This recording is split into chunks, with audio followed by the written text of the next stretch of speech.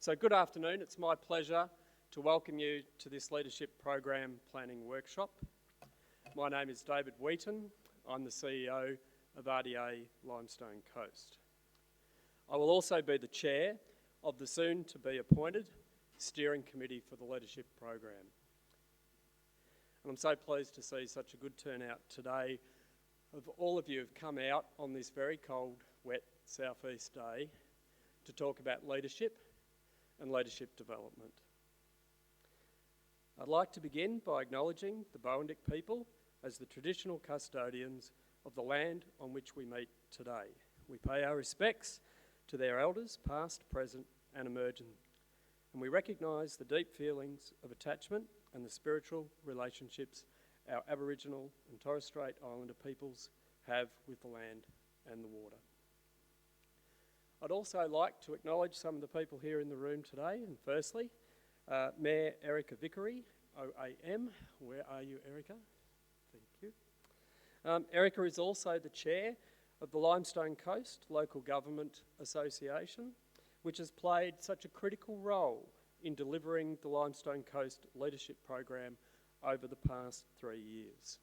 Erica is also a member of the RDALC board, and I'd like to acknowledge her and her fellow board members who are here today: Liz McKinnon, Lou Parsons, Alan Richardson, Darren Turner, and Michael Millhouse. Michael is a graduate of the Limestone Coast Leadership Program, and we were delighted to welcome him onto the RDA board about 12 months ago.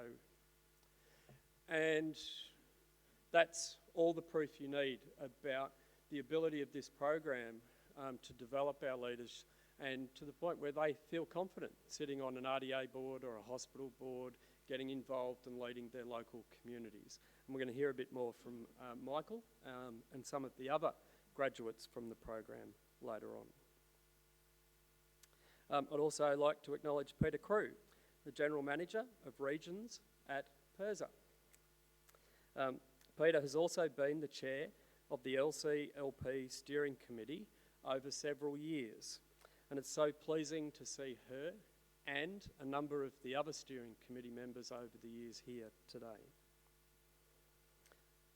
Kathy Brown, are you here with us today? Hello, Kathy. So I'd like to acknowledge Kathy from the Leaders Institute of South Australia, who we've partnered with over the last 3 years to deliver the program. And I look forward to now meeting you in person. And so many other friends of the program that I can see around the room today. Our sponsors, we have with us elected members from councils. I think we've got a council CEO or two here, and many other leaders and people involved in the development of leaders from across our region. And finally, not so much a welcome as an introduction to Jess Caroline, our Leadership Program Coordinator. So Jess will be the one doing all of the hard work, getting everyone together, keeping the program on track and organised. So please make yourself known to Jess over the course of the evening. And I want to thank Jess for all the work that she's put into getting us all here and organised today. So what is the purpose of this workshop? I've been with the LCLP since I came into my current role back in 2016, and I've sat on the steering committee throughout that period of time. The RDA auspiced and nurtured the fledgling idea for a leadership program back in about 2013-14, before passing it on to the LCLGA, where it became a fully realised program that has graduated 45 participants over the past 3 years. And I want to say, well done. I say to everyone that's been involved in the program to date, but particularly to people who are not here today. Ali Auld, who was the program coordinator over many years.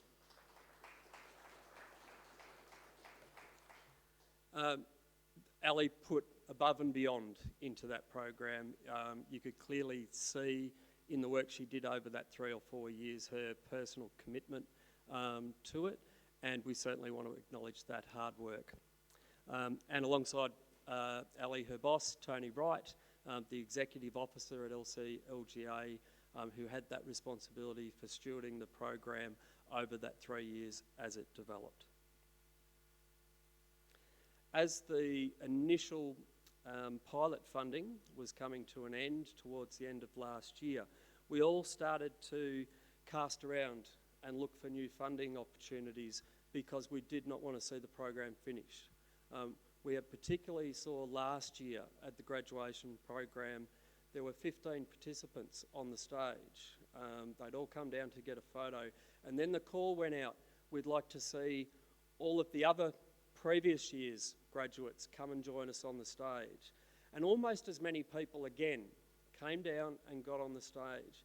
And it was a really important demonstration to me, sitting in the audience, of not just the delivery of skills and training, but the connections that had been made, not just amongst the 15 participants that year, but the 15 participants from the year before and the year before that, and the interconnections that they were making.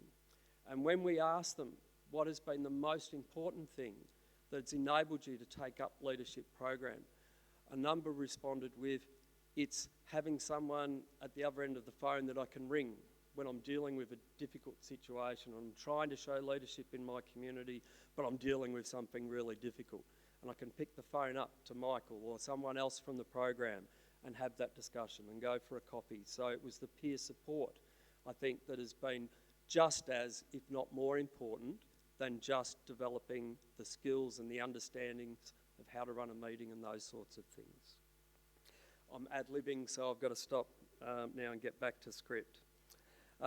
Good leadership is critical to our communities, and I'm really excited that at RDALC we get to build on all of this fantastic work that's gone before. Personally, I'm thrilled and a little bit daunted to be following in the wonderful footsteps of Peter Crew as the chair of the steering committee going forward. But our aim, I think, is the same as the aim that Peter had when she began on that journey 5 or so years ago. We want to make this program the best that it can be because we want to develop the best leaders for our communities, for our future. So today is about reflecting on the journey to date. We want to gather up your thinking, your feedback, your insights as we embark on delivering the next iteration of this fantastic program. Back in 2015, we engaged Peter and Louise Stock to scope the idea for a leadership program. Their work was critical to shaping our thinking and to helping us realise what then was just something of a vision. It was a very deliberate choice to ask Louise to come and facilitate the afternoon today because of that past history that she has with it and her understanding of how these programs work. So I'd like you to give a warm welcome now as I hand over to Louise for the rest of the afternoon.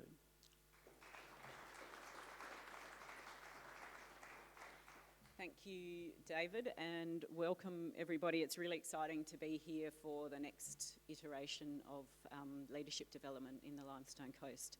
So as David said, the purpose of this afternoon and this evening is to gather all of your ideas as input for how the program can develop and be delivered over the next couple of years with the funding that is available.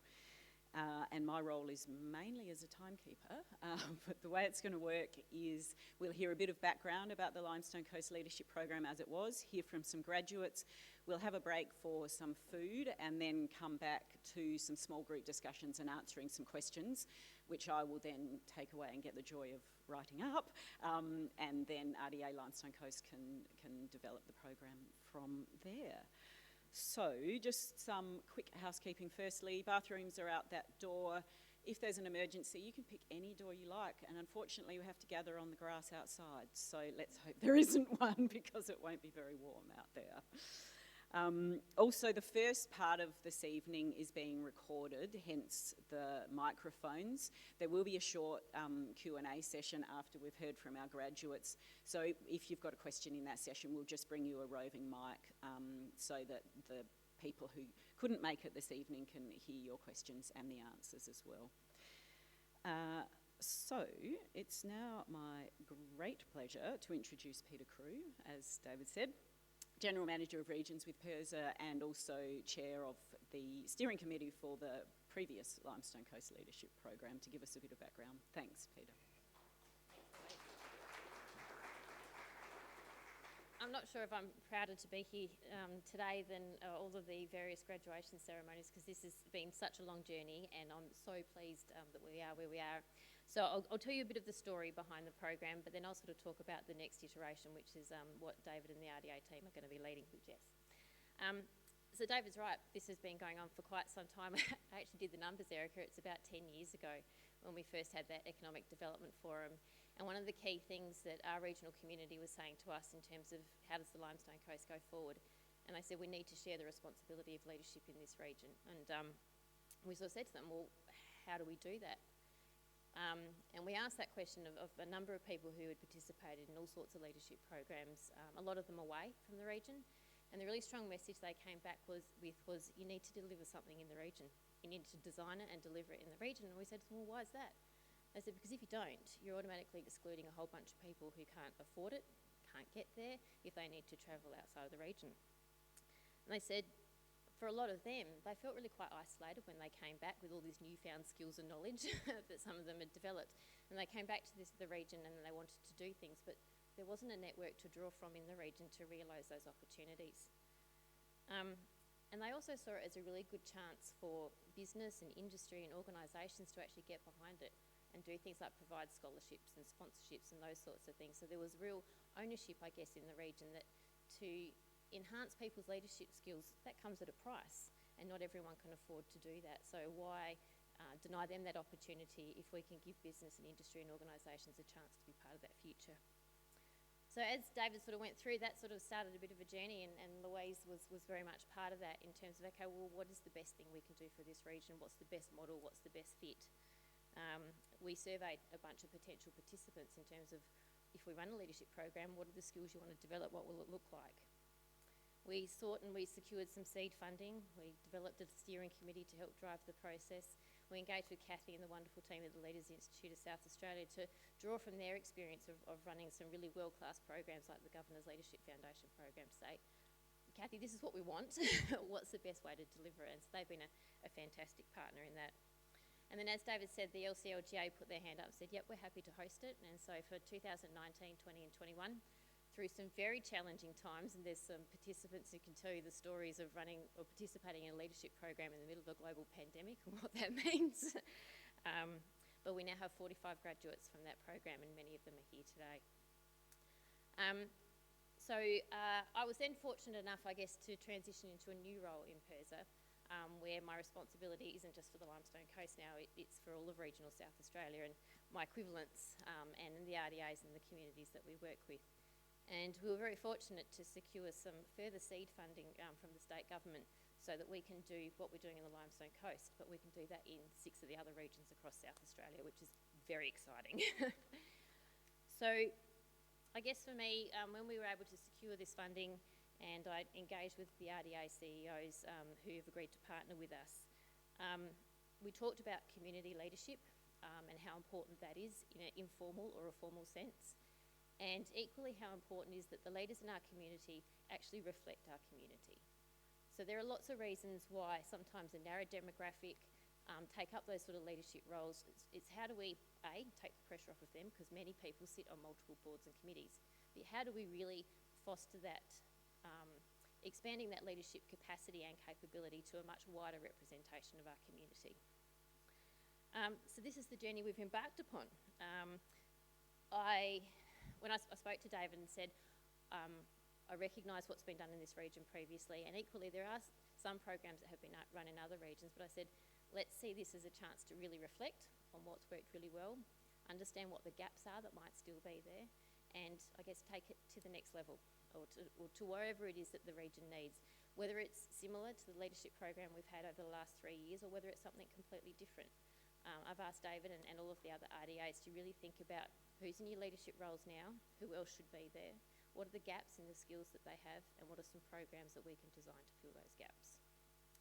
And that's kind of the story, and this is where we start, which is very exciting. So, thank you.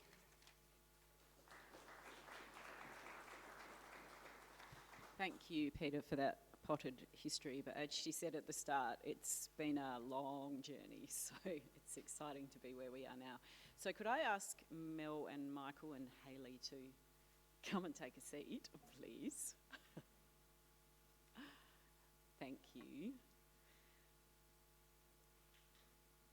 So these are just 3 of the fabulous graduates from the Limestone Coast Leadership Program. So Hayley is a manager at Sinclair Wilson. She did the course in 2020.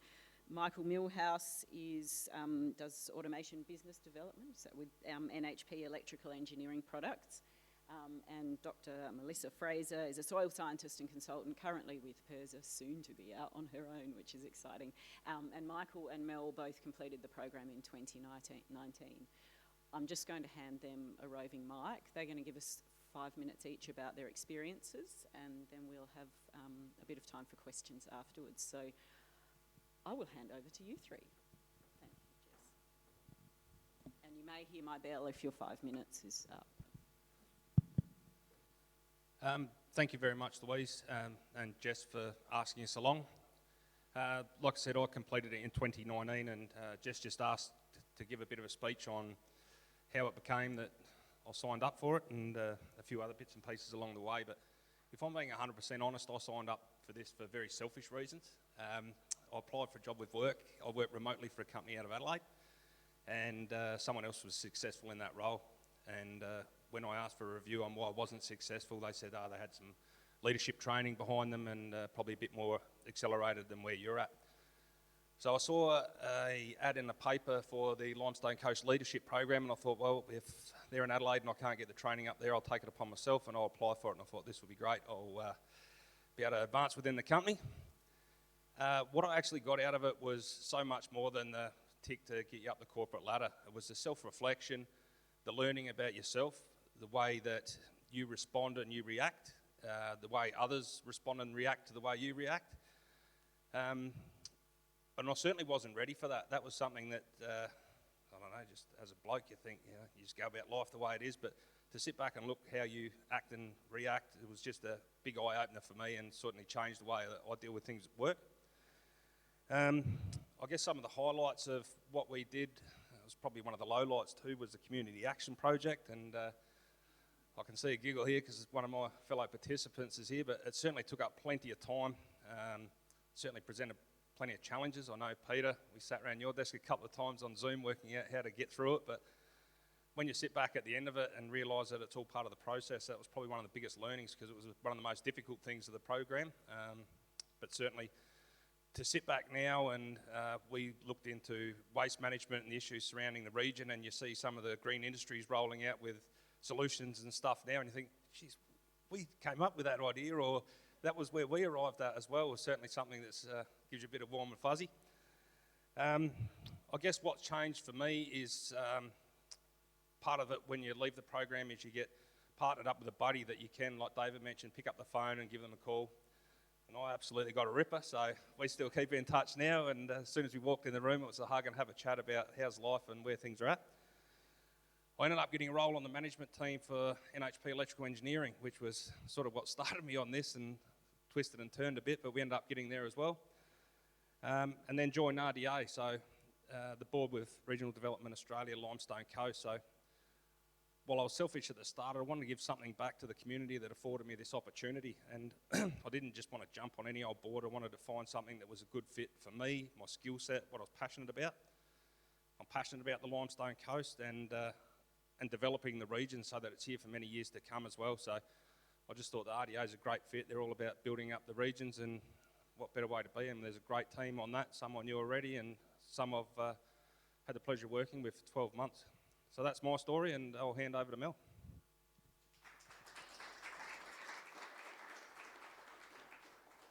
Thank you, Michael. I've actually got a picture. Can you pull that up for me? I don't do well sitting down, so I'm going to stand up so I can talk to something. Thanks, everyone. I remember our very first day at Struan House as a group. Peter Crew was there, obviously, Ali Old. And I remember Henry Norcock, our dear friend, asking Peter, what does success look like?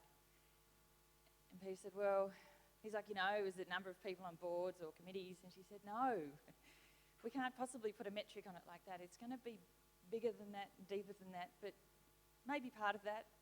We can't really nail what success in the program looks like. And I guess I kind of want to say that because we've actually heard it in the opening sort of comments from David and from Peter about community and giving back to community. And in fact, this is one of the things that triggers me, right? So we actually got a question last year, can you provide us with some feedback on, what you learn out of the program and what you're doing in your community as a result? And I felt really bad because I'm like, shit, I'm not doing anything in my community. I haven't seen Erica in the last few years and everyone's going to judge me for not joining the school council or jumping on one of the boards. And I had to remind myself actually of my reflection from the program, because at the end of the leadership program, what we had to do, or we were asked to do, encouraged to do, was reflect on our journey and what our new story was. And I'm going to share just a few lines of that with you. I can't share it all because I'll be in tears. But essentially, it's about how grateful I was for the program being offered. And it says, I now find myself here, exposed in the open, my vision so clear. I'm a communicator, a scientist, I advocate. I help others to learn, to change, innovate. I also have skills that I can use elsewhere.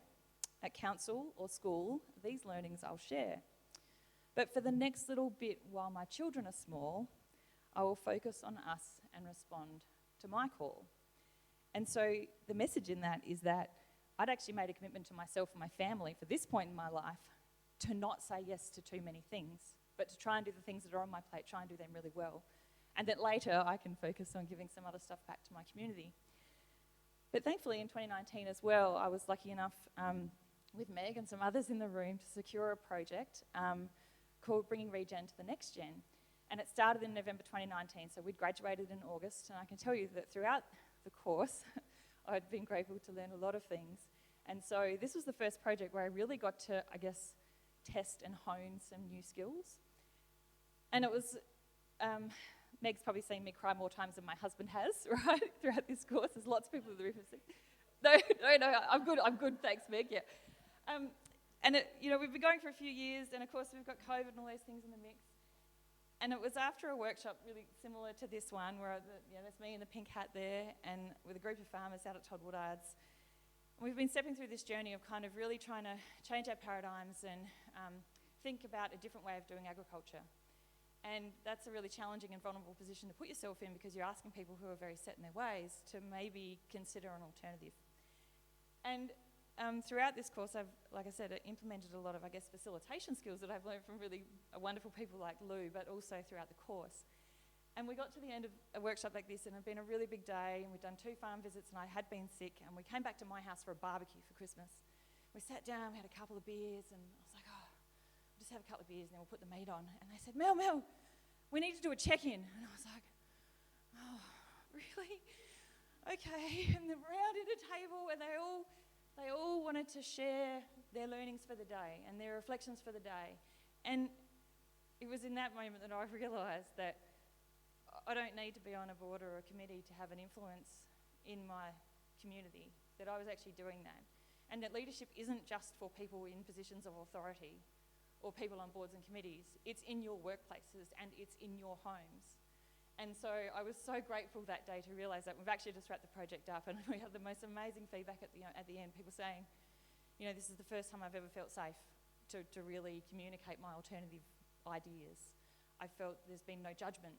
I've never been so comfortable to cry in front of a group. This is from blokes, And so you realise, for me, there isn't a day that goes by that I don't use what I learnt in that course. And I think facilitation skills from Joanna were just the ability to hold the space and embracing vulnerability and leaning into that. I hear Carrie Ashcroft way too much in my head when I'm getting too worked up in work. I hear her sort of go, Mel, you're doing it again. Slow down, take a breath, step back, say no. Dave Sainsbury and volatility and uncertainty and complexity and ambiguity and polarities. If we haven't needed that through the last 2 years of the pandemic, then there's never a time that you will. And I already had it on my notes here, and was delighted to see Kathy walk in. It was actually Kathy who said, parenting will be the greatest leadership challenge that you ever have, and it's so true. And my kids and my husband, I'm quite sure, get frustrated at me a lot for not ever just sort of taking a stand, but for making them think about their actions and me not solving the problem. So I guess, just to reiterate what David said, this course, or the program, I'm so eternally grateful. It's not just about skills, and it's not just about people going into leadership positions, it's connections. Even Friday, I was grateful to have Abigail come and give us a hand and sit in at the workshop, even though she hasn't been involved in the project throughout. So there are so many people I can call on, not just graduates from my year, but from other years as well, and that's a gift.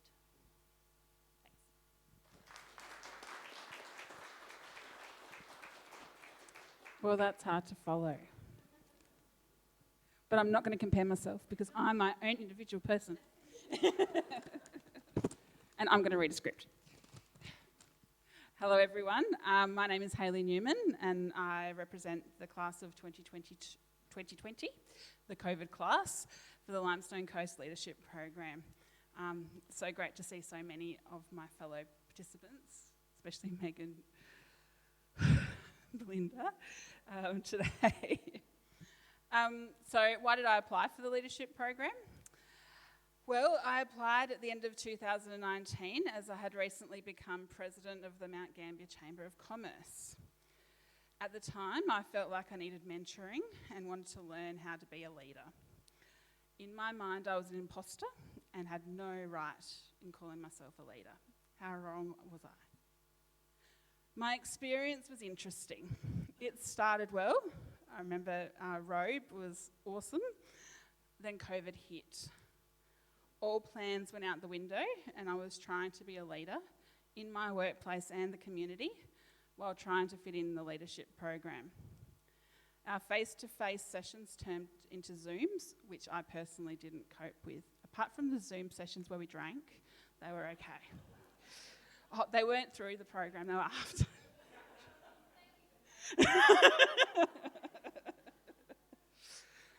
Honestly, at the time, I felt like I wasn't getting the most of it as I thought that I would. The adaptive leadership theory and that thick blue book seemed pointless, sometimes really overwhelming. In a world of unknown craziness, quite a lot of it was going over my head at the time. I was distracted. The main thing I did pick up at the time, which always comes into my head when I'm in the community, is being on the balcony rather on the dance floor, which I'm sure every single person who did the program remembers. The highlights for me were the leadership circle, where I found out some home truths that had been simmering in the background. I really wish we had more of an opportunity to delve into that one-on-one. Our special guests, including Erica, from each of the councils from the Limestone Coast were also a highlight. I really enjoyed learning about their uniqueness, their successes and their problems that from the outside looking in aren't always visible. The other highlight was graduation night, where we performed, and the after party where I also performed. What was unexpected? The people. How different each and every one of us was. Not one of us was alike. And the friendships I made. I've been able to network and connect with many of them since, and I'm so, so proud of them all. I also didn't expect to cry on the last day. Not just cry, but deep down sob. But this could have been a hangover. And no, I didn't fall asleep in the last meditation of the day. I also didn't expect to be so invested in transport, which was my group's community action project. And I mention it at every opportunity when speaking to stakeholders in the community. Did you know there's no bus or any way to get from. Sorry. So what has changed?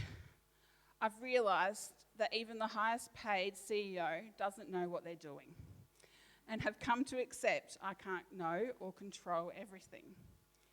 I've had tough conversations at work, and on the 1st of July 2022, I'll become a partner of my accounting firm. Thank you.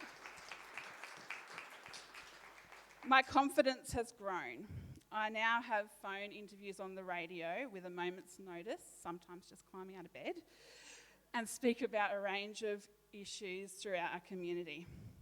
And I've also stopped looking for the adult in the room and become the adult, leading my board and my business now through a variety of changes. I'm not sure if it's due to the leadership program, COVID, or if it's just what's in here, but I'm sure the leadership program definitely helped bring it all out, so thank you.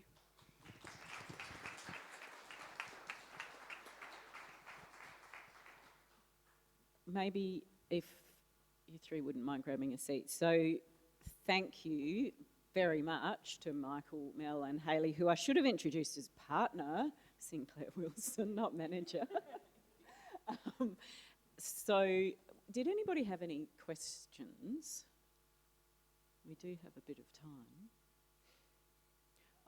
I just really loved their honesty, and also a couple of things that came out that leadership starts from in here, and that's really what I think they've brought out, and also that it's hard and it can be emotional, but it can be a lot of fun too, which I think was an excellent message.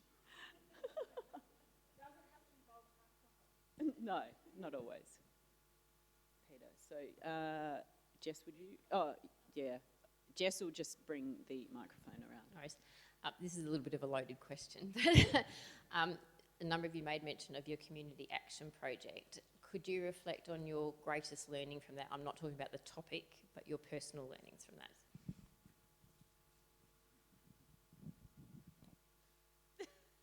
You go. No, you go. I think my greatest learning was that you don't have to be involved or know anything about a project to be able to work on it. I think when I first went into transport, I don't give a crap about transport. But what I realised was it was a community issue, and that there are so many community issues that I'm not personally vested in, but they do affect me because I'm in that community. So I think that's what I learned, is I don't have to be vested, to be involved. That's a really good point. I think it's, thank you. I think it's the same for our project. It was about community housing, which is still an issue throughout the Limestone Coast. For me, it was observe, interpret, intervene. And that is just a process that I continually apply in my home life, my professional life, my personal life, and in my projects as well, particularly about sort of testing, being brave enough to test new things and observe how it's received and taken and how people will react and respond to that, and then intervene with something different next time. And I think it was more the process for me was really valuable. I won't be the same with the process. Obviously, I didn't really have too much of a passion about waste management, but certainly do now, and I can assure you that everything that goes in the bin has a purpose as to why it goes in there. But it's about the process, that you can hit some stumbling blocks or hurdles along the way, and it's the process that you use to get beyond those, that rather than focus all your attention on the problem as to this problem's here, it's here, step back, get off the dance floor and up on the balcony and have a look about how we can navigate through those problems rather than just focus on the problem itself. Thank you. There was yes, Alan. Thanks, Jess.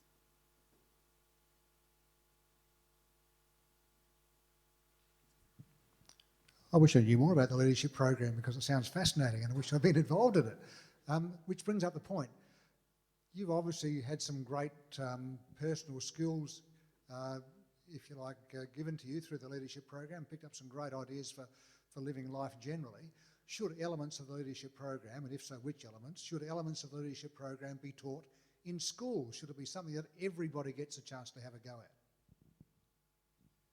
Geez, there'd be a lot of tears in schools if if it got put out to the schools, because I'm sure that certainly happened in our group and from what I'm hearing everyone else's. But I think there could be a cut down version of it that should be passed in schools too. And I don't say cut down, but it's pretty intensive. Like, it was the work that went away from it. I'm sure kids have got enough now, but there's certainly some elements in that I reckon that could be factored into a school program that could be beneficial as well. I think I've got two fellas at school. Tennyson's in year 4 and Mitchell's in year 1.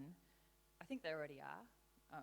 I'm really relieved to see some of the content that comes home. You know, it's at school assembly. You know, there's Lucy Possingham is a wonderful leader in the school who encourages the children to reflect on their behaviours and their boundaries and the way that they respect themselves and others. So I actually think it is happening. Personally, I, at some point in my life, I would like to launch like blue-collar leadership or leadership for bogans. And I mean this very seriously, and it's because as a public sector employee, I've been blessed that these opportunities have been afforded to me. Sometimes they've been difficult to do, and I take what Peter said at the beginning about, you know, the challenge. Like, if I'd had to go to Adelaide, there's no way I would have been able to do this. It's only because it was delivered in the region. I was working full-time. I've got 2 small kids and a husband who's away a lot of the time. There's no way I would have been able to do it. It would be years. Like Terry said, you know, it'd be another 10 years before I'd get the chance with kids out of home before I could do this kind of training. I actually see the opportunity in the region in small to medium enterprises. You know, my husband has worked a lot for other people in small family businesses, and that's where I see the real opportunity. It's not so much about trying to get, for me, it's not so much about trying to get people in board positions or on committees. It's about people to understand themselves better in those businesses so they can lead their own business, but also their staff, and really have an influence on the ground at that level that I see as the opportunity. So thankfully, I think our kids are getting it. I think it's a kind of our generation that kind of missed out, you know, kids of the 80s that kind of missed out, and I think there's more opportunities beyond just a structured program like this, I think, to deliver some strategic stuff in the regions, and some of that starts probably with Leadership 360 with a tweak, because I think a lot of that is kind of geared towards executive type positions rather than kind of blue collar, and yeah, I would really like to see more of that type of stuff, you know, rolled out to SMEs in the district. I agree, Mel. I'm seeing it at schools. I think the thing that needs to be taught at schools is to step outside your comfort zone and step outside the box of Mount Gambier or Robe or anywhere in the Limestone Coast. See what's out there and appreciate that we're all different, but we're also the same. And I think that's something I definitely got out of it, is, you know, meeting different people that I would never converse with on a day-to-day. You know, we grow up with our people. You're not a local unless you go to high school here. I was born here, went away and came back, and I'm still not a local. And I've been here since I was 21, now nearly 40. So, you know, I think that's what we need in our schools, is to see the outside world and what we can bring back to our communities. Thank you. We've got another one? Great, thanks. Hi, I'm Tessa. I was a 2021 participant. It's been a long day. But I heard you mention the 360 circle a couple of times. Would you be able to just quickly explain what that is for everyone? But my question is, how was that for you? Were you surprised with some of the results? Has that been something that has stuck with you? Because I personally found that super beneficial, so I'd love to hear what you thought of it and, you know, get everyone else in on what that was. So the 360 circle, and correct me if I'm wrong, Kathy, is you basically a survey that you do, and then you have 10 people that you ask from your networks to survey and answer questions about you, and what you get back is this big circle which has lots of lines on it, And when you first look at it, it's really overwhelming because you've got no idea what it means. And you go through with a facilitator what it does mean for you. I was really overwhelmed the day I got mine, and I would have loved more opportunity to go through that again, maybe 6 months down the track, about how I'd maybe changed or how the answers were different. I don't know, but I definitely learned a lot about myself in that. I didn't eat for a week. Pretty well, that's not a lie. It is such a raw and confronting feeling to have sort of people, I guess, assess you in that way. And then to really sit with that in terms of the way people perceive you. So today, I was a bit hyped up. I was a little bit nervous before I came on, and I was quite energetic, right? I was quite talking too fast, and some of you probably didn't understand me because I'm a really passionate person. And what I found in my 360 was that some people interpret that as aggression. Some people think I'm far too assertive, and that I don't connect well. And then the flip side was all the people who absolutely love that and feed off of that. And so for me, I came to realise that sometimes I actually need to moderate my energy so that I can truly connect with the people around the table. And sometimes I kind of think, because the way people perceive me actually isn't my problem, right? And so if the true gift of leadership is not to tell people what to do or to tell them they have to change, but actually to inspire them to make a change themselves, then sometimes you've got to find a friend, right? And that's one of the things that Josie actually told us, that when she was trying to really advocate on climate change, she actually employed a bloke.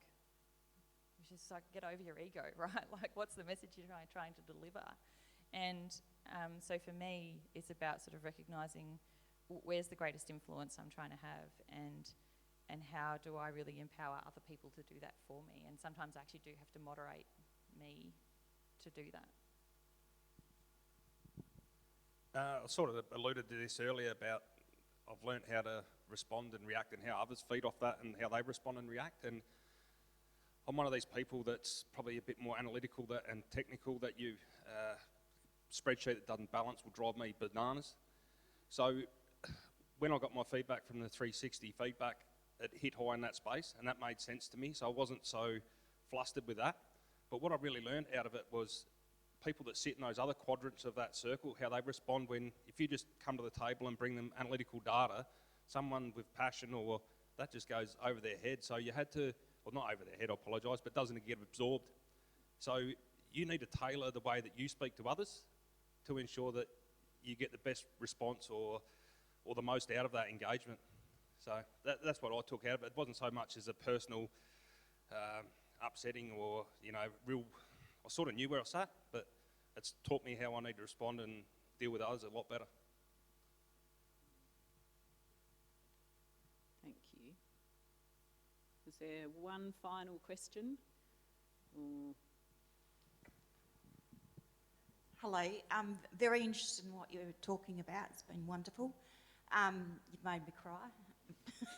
I just want to know, is there a possibility for it to be, for something to be for trauma-related, people that have gone through trauma beforehand, after a while, they need to learn how to get back into the community again and find their place back into the community and sort of where they're, because they've got all these skills, how that fits back into where it goes, sort of thing. Like, I was involved with so many different things beforehand, and now I'm sitting here thinking, well, what do I do anymore?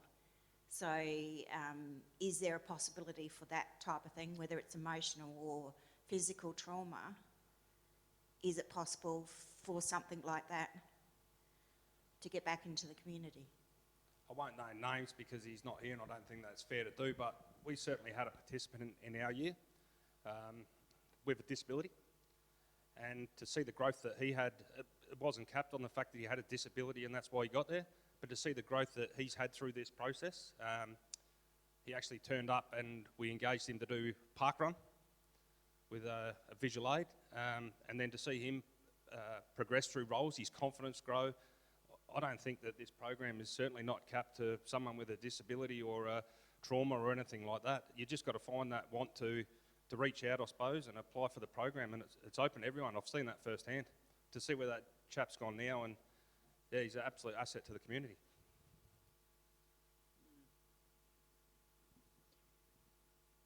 I think it probably depends a bit on the trauma. Like if you've got a certain cohort of people that you're thinking of, then tailoring something to that group I think is probably really worthwhile. And saying that, we had people in the course at the time who were dealing with some real life trauma at the time, but that didn't determine whether they completed or not, or how engaged they were or not.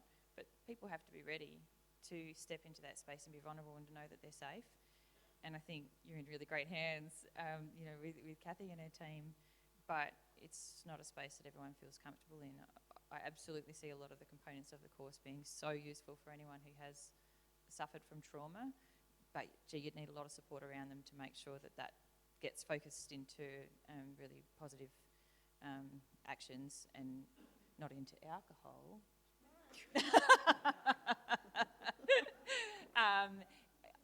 Absolutely, I think any kind of self-awareness around yourself and the situation you're in, and how you can turn being a victim into being a survivor, particularly, I think these are exactly the kind of skills that I think can help people do that.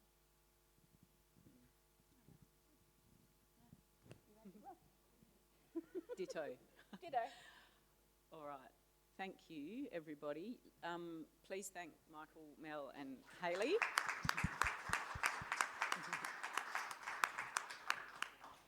And we'll let Steve get a photo. So we get to have a break for some food now. I gather there's a sweet box and a savoury box for everybody. So how about does Jess have something to say? Sorry. And dietary requirements are on little post-it notes for those who have them. We will come back. I'll start dinging my bell. So we've only got about 20 minutes. If you haven't finished your food, by all means, just bring it back to the table when I call everybody back. So the second half of the evening, we're putting you to work and getting all of your really valuable input into how this program might look in the future. So enjoy your break. 20 minutes, we'll come back, but I'll give you a 15-minute warning.